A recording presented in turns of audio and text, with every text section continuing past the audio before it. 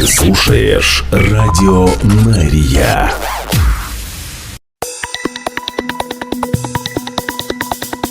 «5 февраля» прямой эфир главных новостей Израиля на Радио Мария. Здравствуйте, мы начинаем. Главные новости Израиля. Слушай на Радио Мария. В армии обороны Израиля заявили, что 4 февраля нанесли серию ударов по объектам Хизбаллы на юге Ливана. По данным ЦАЛЯ, цели, пораженные истребителями, включали позицию запуска ракет, а также наблюдательный пункт Хизбаллы. Напомню, что днем 4 февраля сирена Цевадом срабатывала несколько раз в приграничных районах Израиля с Ливаном. После нападения Хамаса на Израиль 7 октября с территории Ливана по территории Израиля каждый день выпускаются ракеты. Ливанская группировка Хизбалла заявляет, что именно так она поддерживает Хамас в секторе Газа. Главные новости Израиля. Премьер-министр Израиля Биньямин Нетаньяху прокомментировал американо-израильские отношения на заседании Кабинета министров в Тель-Авиве 4 февраля, цитирую: «Мы ценим поддержку, которую мы получаем от администрации Байдена с начала войны, но это не значит, что у нас нет разногласий. Я хочу сказать по своему опыту, главное уметь ориентироваться, говорить «да», когда это возможно, и говорить «нет», когда это необходимо. Мне не нужна помощь, чтобы знать, как выстраивать наши отношения с США, а также международным сообществом, отстаивая при этом наши национальные интересы. Как суверенное государство, которое воюет за свое существование и будущее, мы будем принимать решения самостоятельно, даже в тех случаях, когда нет согласия с нашими американскими друзьями. Я хочу внести ясность в отношения нашей политики. Основная цель – это прежде всего ликвидация Хамаса. Также полное уничтожение оставшихся батальонов Хамаса. 17 из 24 уже потерпели поражение. И самое главное – нейтрализация туннельной сети Хамаса, которая потребует больше времени. Израиль не прекратит войну, пока не будут достигнуты все его цели. Ликвидация Хамаса, возвращение всех наших заложников и гарантия, что сектор Газа никогда больше не будет представлять угрозу для Израиля. Мы не согласимся на любую сделку по заложникам за любую цену, говорит Нетаньяху. По словам премьер-министра, сообщения в некоторых израильских СМИ о якобы согласии правительства на освобождение большого числа террористов из израильских тюрем в обмен на заложников не соответствуют действительности. Я же напомню, что в некоторых изданиях, которые обливают грязью премьер-министра Израиля, на прошлой неделе публиковали материалы, где говорилось, что Нетаньяху выпустит из израильских тюрем сотни террористов в обмен на заложников. Часть этих материалов публиковалась на русском языке, с расчетом на то, что люди, плохо знающие иврит, поверят ложным публикациям. Добавлю, что любую информацию нужно перепроверять. 12-й телеканал израильского телевидения сообщил, что Хамас пока не дает четкого ответа на предложение о сделке по заложникам, предоставленное ему Катаром и Египтом.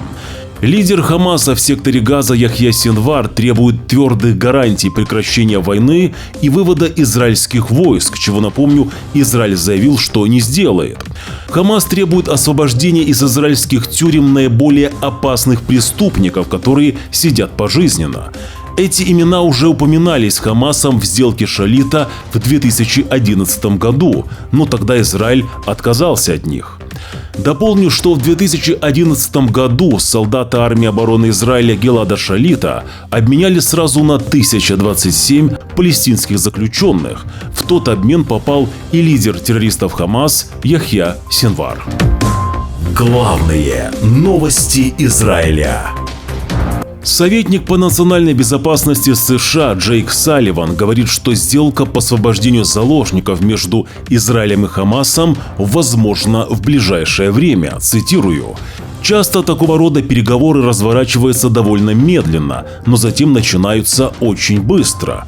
Мы считаем, что сделка по освобождению заложников также имеет решающее значение для создания устойчивой паузы в боевых действиях, которая может поддержать поток гуманитарной помощи в сектор Газа. США видят только один долгосрочный ответ на мир в регионе, а также на безопасность Израиля. Это государство для палестинцев с гарантиями безопасности для Израиля. Об этом заявил советник национальной безопасности США Джейк Салливан. Министр иностранных дел Франции Стефан Сежурне сегодня, 5 февраля, посетит Израиль и Западный берег. Об этом сообщает посольство Франции. Планируется, что министр иностранных дел Франции встретится с премьер-министром Биньямином Нетаньягу, министром по стратегическим вопросам, а также другими чиновниками. В рамках 4-дневного тура министр иностранных дел Франции также посетит Египет, Иорданию и Ливан.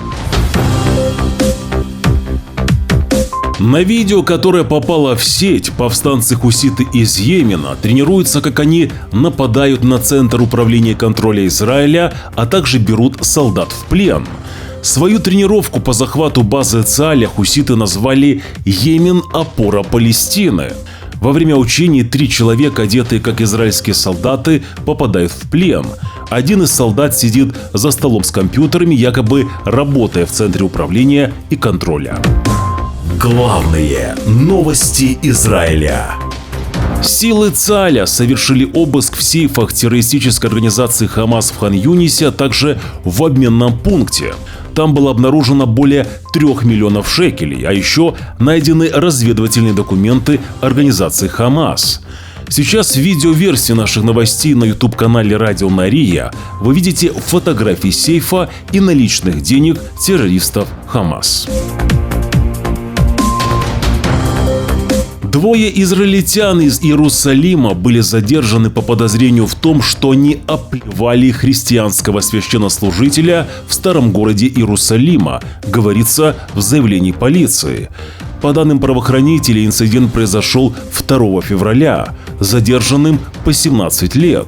На время продолжения расследования оба были отправлены под домашний арест. Об этом заявили в полиции Израиля. Следствие продолжается. Главные новости Израиля.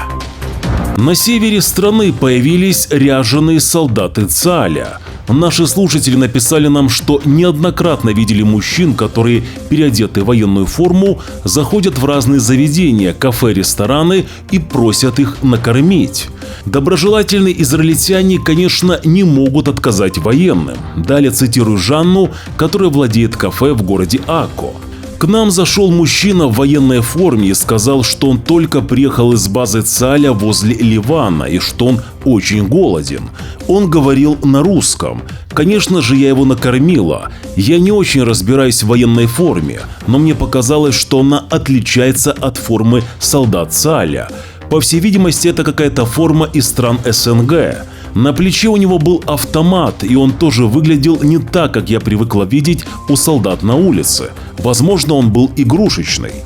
Сердце мое подсказало, что меня обманули, но я не посмела ничего ему говорить.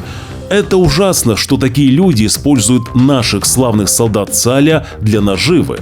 Конец цитаты. Если же вы, наши слушатели, видели ряженых псевдосолдат Цааля, напишите нам, пожалуйста, в редакцию. Я же напомню, что в прошлом году мы рассказывали, как в Тель-Авиве в магазин зашел тоже якобы солдат Цааля и потребовал у продавца открыть кассу. Сейчас эти кадры вы видите на своих экранах. Псевдосолдат украл 2000 шекелей и сообщил, что деньги ему нужны на аренду квартиры. Также просил не вызывать полицию, пока он не уйдет.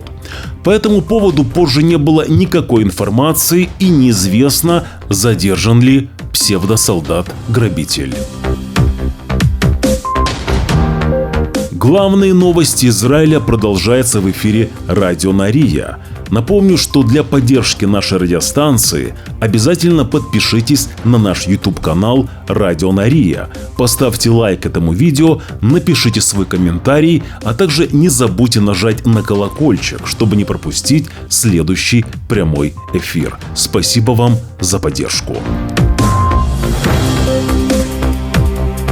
Правительство Израиля заявило, что привлечет 65 тысяч иностранных рабочих из Индии, Шри-Ланки и Узбекистана, чтобы они смогли работать на строительстве в Израиле. Напомню, что 7 октября палестинские рабочие, которые были заняты на строительстве в Израиле, отправлены домой после нападения Хамас на нашу страну.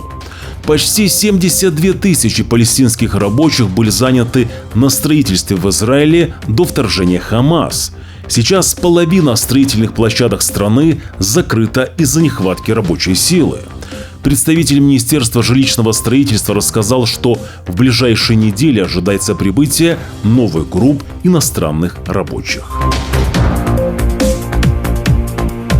Дорогие слушатели радио Нария, на наш YouTube-канал совершается атака недоброжелателей. Чтобы не потерять связь с нами, подпишитесь на наш резервный YouTube-канал. В случае, если мы не сможем выйти в эфир на этом основном канале или же на него будут наложены ограничения, эфиры начнут выходить на резервном YouTube-канале.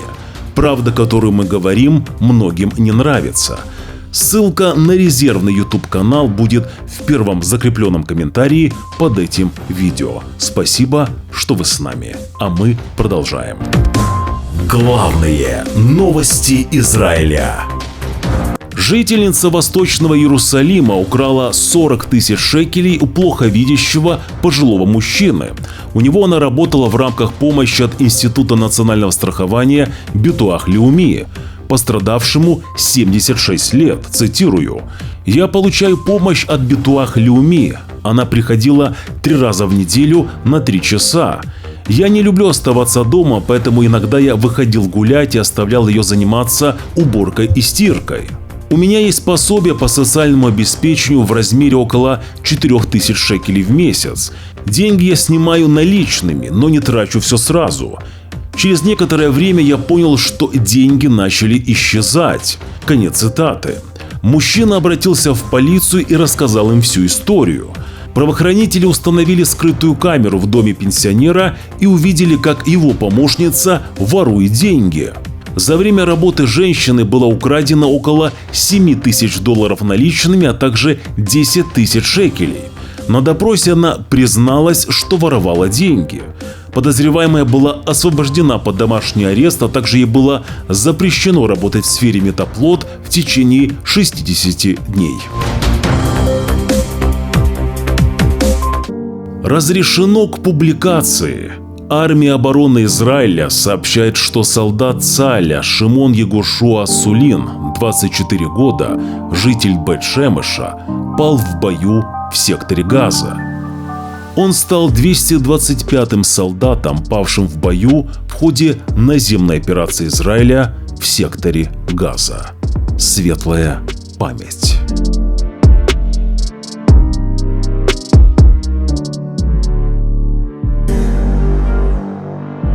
Это были главные новости Израиля. Спасибо, что слушали и смотрели нас. Уже завтра в 6 часов утра по Иерусалиму мы снова с вами в прямом эфире. До встречи.